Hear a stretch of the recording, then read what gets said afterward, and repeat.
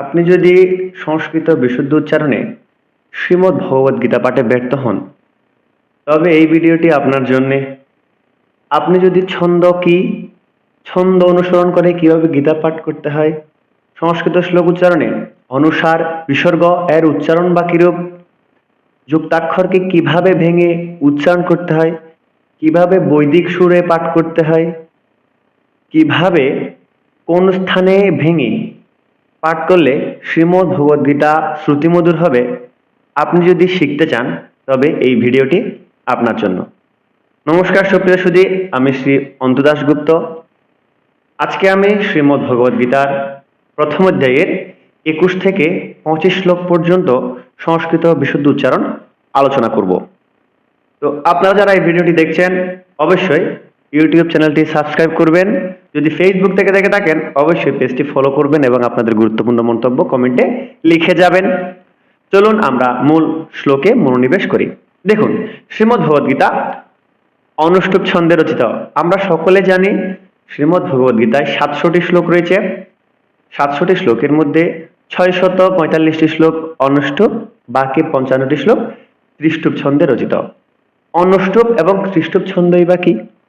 অনুষ্টুপ এবং ত্রিষ্টুপ ছন্দ হচ্ছে বৈদিক সাহিত্যের ছন্দ, বেদের ছন্দ। বেদে যে 7টি ছন্দের উল্লেখ রয়েছে, সেই 7টি ছন্দের মধ্যে অনুষ্টুপ ছন্দের স্থান হচ্ছে তৃতীয় এবং ত্রিষ্টুপ ছন্দের স্থান হচ্ছে ষষ্ঠ।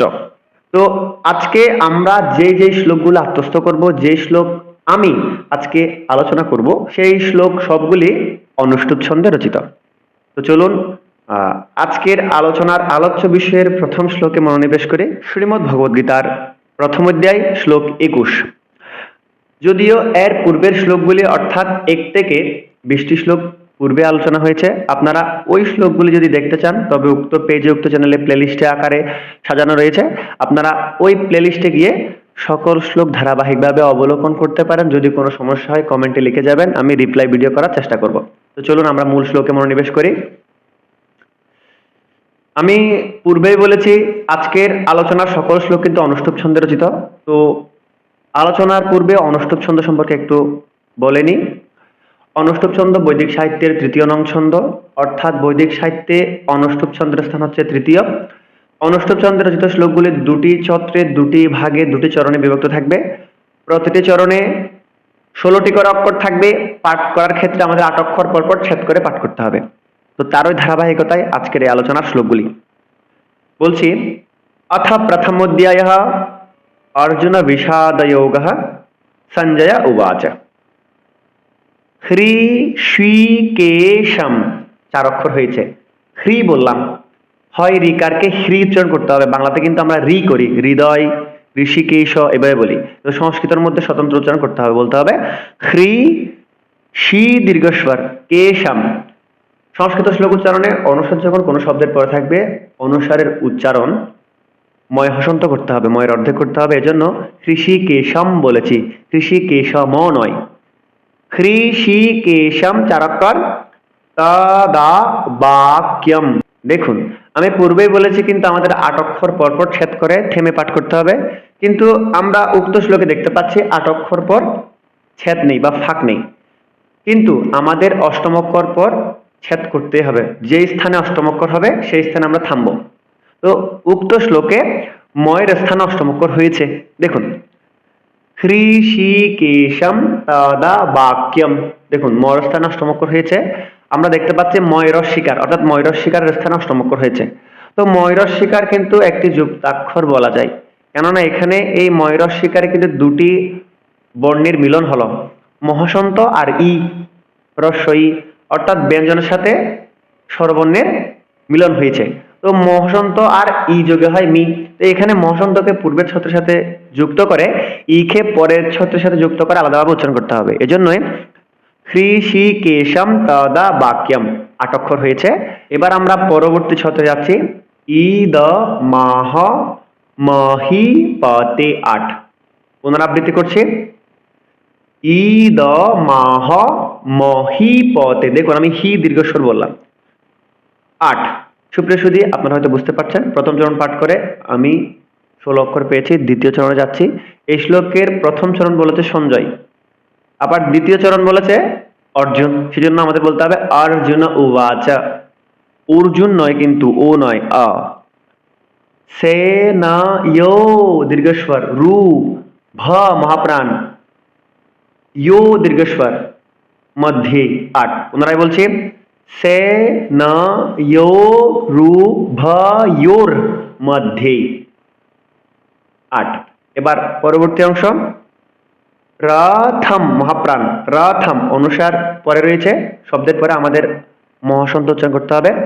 রথম স্থাপয় মেচ্যুত, ৮ অক্ষর, মেচ্যুত ৮ অক্ষর। দেখুন এখানে মেচ্যুত এই শব্দের মধ্যে হর মতো একটি চিহ্ন দেখতে পাচ্ছি। এই চিহ্নকে বাংলাতে লুপ্ত অকার অংশমাত্রা হ বলে এবং সংস্কৃত দেবনাগরী লিপিতে এই চিহ্নকে অবগ্রহ বলে আমরা জানি। তো সংস্কৃত শ্লোক উচ্চারণে এই চিহ্নকে আমরা উচ্চারণ করব না, অনুচ্চারিত থাকবে, অর্থাৎ এই চিহ্নকে এড়িয়ে আমরা উচ্চারণ করব। বলতে হবে মেচ্যুত। আমি পুনরাবৃত্তি করছি, রথম স্থাপয় মেচ্যুত। সুপ্রিয় সুধী, দেখুন এই শ্লোকটি পাঠ করে প্রথম চরণে পেয়েছি 16টি অক্ষর, দ্বিতীয় চরণে পেয়েছি 16টি অক্ষর। সুতরাং এই শ্লোকটি অনুষ্টুপ ছন্দে রচিত। এবার দ্বিতীয় শ্লোকে যাচ্ছি, অর্থাৎ আজকের আলোচনার দ্বিতীয় শ্লোক, শ্রীমদ্ ভগবদ গীতার প্রথম অধ্যায় 22 নং শ্লোক। ইয়াবদেতানি ৫ অক্ষর, ঋক সে হম ৮ অক্ষর। দেখুন আমি প্রথমে কিন্তু ইয়াব বলছি, অর্থাৎ অন্তঃস্থকে ইয়া উচ্চারণ করেছি, যা বলা যাবে না, যা ব বলা যাবে না। পুনরাবৃত্তি করছি, ইয়া ব দে তান নি রি দীর্ঘস্বর সে হাম, কিয়কে উচ্চারণ করতে হবে। এখানে কিন্তু আবারও আমরা অংশমাত্রা হ তথা লুপ্ত অকারকে দেখতে পেয়েছি। এই লুপ্ত অকারকে এড়িয়ে উচ্চারণ করবো, অনুচ্চারিত থাকবে, যেহেতু বলেছি, পূর্বে আলোচনা করেছি। তো বলতে হবে ইয়া ব দে তানি ৫ অক্ষর, ঋক সে হাম, কিয়কে উচ্চারণ করতে হবে ৮ অক্ষর। পরবর্তী অংশে যাচ্ছি, ইয়দ্ধু কামানা বস থিতান ৮ অক্ষর, ইয়দ্ধু, ধু মহাপ্রাণ, কামানো ৫, বস থিতান, বস দন্তস্বকে এসের মতো উচ্চারণ করতে হবে, বস বলতে হবে, বস থিতান ৮ অক্ষর।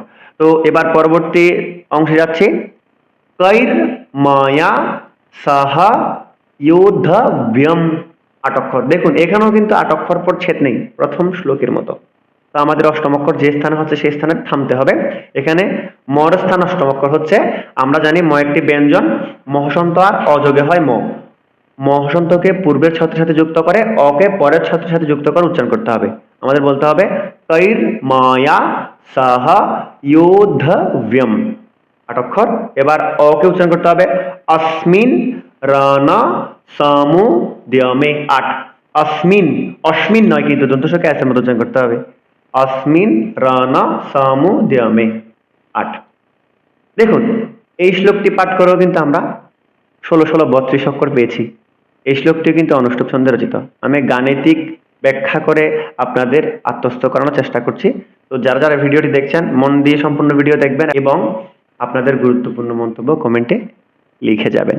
চলুন পরবর্তী শ্লোকে যাচ্ছি, অর্থাৎ আজকের আলোচনার তৃতীয় শ্লোক, শ্রীমদ্ ভগবদ গীতার ২৩ নং শ্লোক, প্রথম অধ্যায়ের, ইয়োৎস্য মানান বেক্ষেহম ৮। এখানেও কিন্তু লুপ্ত আকারটি রয়েছে। এখানে কিন্তু ওই চিহ্নকে হর মতো উচ্চারণ করে অনেকে, তো হর মতো উচ্চারণ করা যাবে না, এড়িয়ে উচ্চারণ করতে হবে। আমি পুনরাবৃত্তি করছি, ইয়োত, ইয়োত, দেখুন যোত বলা যাবে না, ইয়োত বলতে হবে দীর্ঘস্বর, ইয়োত সিয়া, শিয়া নয়, সিয়া বলতে হবে, দন্তস্বকে এসের মতো উচ্চারণ করতে হবে। ইয়োত সিয়া মা না ন বেক্ষেহম ৮। অনুসার পরে রয়েছে শব্দের পরে, এই জন্য অনুসারের জন্য আমরা ম উচ্চারণ করেছি, মহসন্ত উচ্চারণ করেছি। এবার পরবর্তী অংশে যাচ্ছি, य एतेऽत्र समागताः ৮।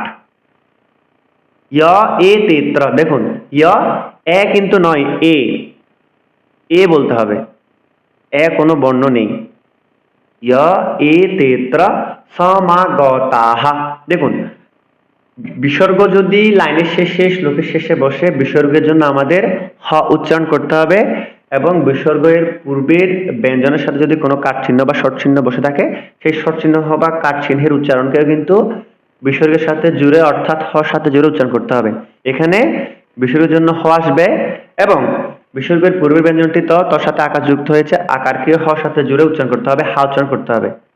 এবং দেখুন এতেত্র চারক্ষর সমাগতা হা, হা সহ কিন্তু অক্ষর হিসেবে গণনা করলে 9 অক্ষর হচ্ছে। সংস্কৃত শ্লোক উচ্চারণে বিসর্গ, অনুস্বার, লুপ্ত অকার এগুলো কখনো অক্ষর হিসেবে গণনা হবে না, উচ্চারণ করব। আশা করছি আপনারা বুঝতে পেরেছেন। পুনরাবৃত্তি করছি, এতেত্র সমাগতাঃ 8 অক্ষর। এবার পরবর্তী চরণে যাচ্ছি। ধার্ত, ধা মহাপ্রাণ, ধার্ত রাষ্ট্রস্য 5 অক্ষর। রাষ্ট্রাস্য নয় কিন্তু, রাষ্ট্র, ট্রা রফলা উচ্চারণ করতে হবে, রাষ্ট্রা বলা যাবে না। আপনারা হয়তো খেয়াল করছেন এখানে আকারও কিন্তু নেই। রাষ্ট্র নয়, ট্র। পুনরাবৃত্তি করছে, ধার্ত রাষ্ট্রস্য 5 অক্ষর। দুর্বুদ্ধেঃ, দুর্বুদ্ধেঃ বললাম। এখানেও কিন্তু অষ্টম অক্ষর পরিচ্ছেদ নেই, তো আমাদের অষ্টম অক্ষর হচ্ছে দুর্বুদ্ধির, অর্থাৎ দুর্বুদ্ধির দয় দ একার এই স্থানে অষ্টম অক্ষর হচ্ছে এবং এর পরবর্তী বর্ণের উপর একটি রেপ চিহ্ন দেখতে পাচ্ছি। তো আমরা সকলে জানি যদি কোনো বর্ণের উপর রেপ চিহ্নটি ব্যবহৃত হয় তবে সেই রেপের উচ্চারণ যে চিহ্নের সাথে রেপটি ব্যবহার হয়েছে সেই চিহ্নের পূর্বে চলে আসে। তো এখানে উক্ত শব্দে অন্তস্থ জ হ্রস্বকার এর পূর্বে রেপ চিহ্নটি ব্যবহৃত হয়েছে, আপনারা হয়তো দেখতে পাচ্ছেন। তো এই রেপের উচ্চারণটি কিন্তু অন্তস্থ জ হ্রস্বকারের আগে চলে আসবে, অর্থাৎ দয় দ একারের সাথে রহসন্তটি লেগে যাবে, কারণ এখানে রেপ হচ্ছে র এর প্রতিনিধিত্ব করছে। ব্যঞ্জন বর্ণের সংক্ষিপ্ত রূপকে ফলা বলা হয়। তো এখানে হবে যে এখানে এই চরণটির উচ্চারণ হবে এইরূপ, ধার্ত রাষ্ট্রস্য দুর্বুদ্ধির, দুর্বুদ্ধির হচ্ছে। এবার আমরা পূর্বেই শিখেছি যে অষ্টম অক্ষরে যদি রহসন্ত থাকে তবে রহসন্তের পরিবর্তে আমাদের বিসর্গের ব্যবহার করতে হবে। তো এখানে আমরা দেখতে পাচ্ছি ধার্ত 2 অক্ষর, রাষ্ট্রস্য 5 অক্ষর, দুর্বুদ্ধির, দুর্বুদ্ধির অষ্টম অক্ষর র। তো আমাদের বলতে হবে রর পরিবর্তে বিসর্গ, তাহলে বলতে হবে দুর্বুদ্ধেঃ, হে বলতে হবে। বিসর্গের জন্য হে আসবে এবং বিসর্গের পূর্বের ব্যঞ্জনের সাথে একার যুক্ত হয়েছে, এই একারকেও বিসর্গের সাথে জোড়া হর সাথে জোড়া উচ্চারণ করতে হবে, আমি পূর্বেই বলেছি। তো আমাদের ফাইনালি বলতে হবে ধার্ত রাষ্ট্রস্য দুর্বুদ্ধেঃ 8 অক্ষর। এবার পরবর্তী আমরা আর র উচ্চারণ করব না, র সাথে বিসর্গ সন্ধির কাটাকাটি হয়ে গেছে। এবার আমাদের বলতে হবে যুদ্ধে প্রিয় চিকির সবহ, চিকির, এখানে কি দীর্ঘস্বর উচ্চারণ করতে হবে, সবহ, বিসর্গের জন্য হ উচ্চারণ হয়েছে। আমি পুনরাবৃত্তি করছি, যুদ্ধে প্রিয় চিকির সবহ। সুপ্রিয় সুধী, এই শ্লোকটিও পাঠ করে আমরা প্রথম চরণে 16টি, দ্বিতীয় চরণে 16টি, মোট 32টি অক্ষর পেয়েছি। এই শ্লোকটি অনুষ্ঠুপ ছন্দে রচিত। তৎপর শ্লোকটি যাচ্ছি। আজকের আলোচনার 4র্থ শ্লোক, শ্রীমদ্ ভগবদ গীতার প্রথম অধ্যায় 24 নং শ্লোক। এই শ্লোকটি বলেছে সঞ্জয়, বলতে হবে সঞ্জয় উবাচা। সঞ্জয়, সঞ্জয় ন কিন্তু, দন্তস্বকে এস এর মতো উচ্চারণ করতে হবে, সঞ্জয় উবাচা। এব মুক্ত হৃষিকেশাঃ, আবার বলছি এব মুক্ত, ওকার দীর্ঘস্বর, হৃষি দীর্ঘস্বর, কেশহ, কেশহ বললাম। এখানে কিন্তু কোনো বিসর্গ নেই, তারপর আমি বিসর্গের মতো উচ্চারণ করলাম। কেন করলাম? আমাদের বলতে হবে, জানতে হবে সংস্কৃত শ্লোক উচ্চারণে অনুষ্ঠুপ ছন্দ হলে অষ্টম অক্ষর যদি ঔকার থাকে তবে ঔকারের পরিবর্তে বিসর্গের ব্যবহার করতে হবে। এখানে ঔকার রয়েছে, তালবস্য ঔকার, ওকারটা উঠিয়ে ওকারের পরিবর্তে বিসর্গের ব্যবহার করতে হবে। আমাদের বলতে হবে এব মুক্ত হৃষিকেশাঃ 8 অক্ষর। এবার পরবর্তী অংশে গূঢ়া কেশেন ভারত 8, গূঢ়া কেশেন 5, ভা মহাপ্রাণ রত 8। দেখুন এখানে কিন্তু ঢয়ে বিন্দুর রয়েছে, তো অনেকে গুড়া বলে র উচ্চারণ করে, তো এখানে র নয়, এখানে ডয়ে বিন্দুর ঢয় বিন্দুর। বাংলার ক্ষেত্রে যে ঢয় বিন্দুর রয়েছে এই ঢয় বিন্দুরকে ডর মতো উচ্চারণ করতে হবে, কেননা সংস্কৃত দেবনাগরী লিপিতে ঢয়ে বিন্দুর নামক কোনো বর্ণ নেই। তো আমরা যেহেতু সংস্কৃত পড়ার চেষ্টা করছি বাংলাকে, তো আমাদের যেখানে ঢয়ে বিন্দুর দেখবো সেই ঢয় বিন্দুরকে ডর মতো উচ্চারণ করবো। আশা করছি আপনারা বুঝতে পেরেছেন। বলতে হবে গূঢ়া কেশেন ভারত 8 অক্ষর। পরবর্তী চরণে যাচ্ছি। সেনয়োরু ভয়োর মধ্যে 8 অক্ষর, সেনয়োরু ভয়োর মধ্যে 8 অক্ষর। পরবর্তী অংশ স্থাপয়িত্বা, ব ফলার উচ্চারণ ভালো রাখতে হবে, ভ বলতে হবে, ওয়া, ওয়া নয় কিন্তু। অর্থাৎ ওয়ার মধ্যে দেখুন এখানে কোনো বাতাসটা আটকাচ্ছে না, ওয়া ওয়া ডিরেক্টলি সরাসরি বাতাসটা বেরোচ্ছে কোনো বাধা না পেয়ে। কিন্তু এই বটি বাধা পাবে একটু, বলতে হবে ভোয়া, ভোয়া, বাতাস আসছে আবার আটকে যাচ্ছে বেরোতে। তো আমাদের বলতে হবে স্থাপয়িত্বা 4 অক্ষর, রতোত্তমম 8 অক্ষর। আশা করছি আপনারা বুঝতে পেরেছেন। সুপ্রিয় সুধী, এই শ্লোকটিতেও প্রথম চরণে 16টি, দ্বিতীয় চরণে 16টি, সুতরাং এই শ্লোকটি অনুষ্ঠুপ ছন্দে রচিত। এবার আজকের আলোচনার অন্তিম শ্লোক, পঞ্চম শ্লোক, অর্থাৎ শ্রীমদ্ ভগবদ গীতার প্রথম অধ্যায়ের 25 নং শ্লোকে মনোনিবেশ করছি। ভীষ্ম দ্রোণ প্রামুখাতঃ 8 অক্ষর, ভীষ্ম, ভি মহাপ্রাণ উচ্চারণ করতে হবে, দীর্ঘস্বর। স্ম, দেখুন বাংলাতে কিন্তু আমরা বিশ্ব বলি, সংস্কৃত উচ্চারণের ক্ষেত্রে আমাদের প্রতিটি বর্ণের স্বতন্ত্র উচ্চারণ করতে হবে, বলতে হবে ভীষ্ম, ভীষ্ম দ্রোণ প্রামুখতঃ 8 অক্ষর।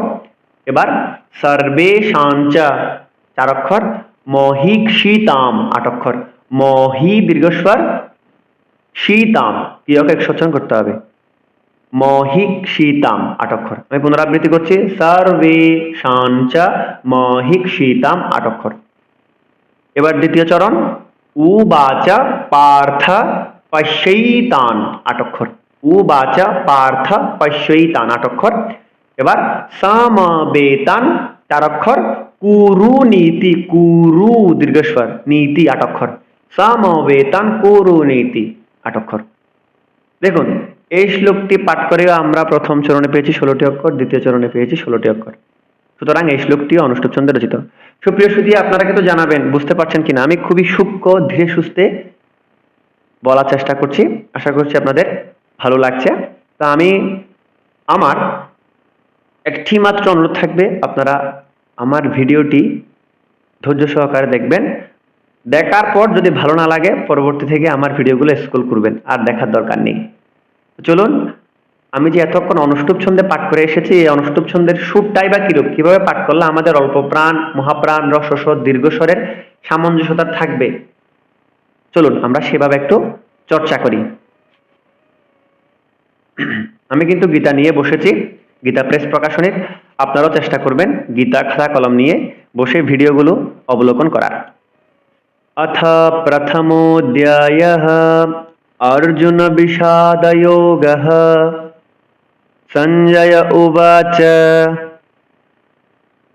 हृषीकेशं तदा वाक्यम् इदमाह महीपते सेनयोरुभयोर्मध्ये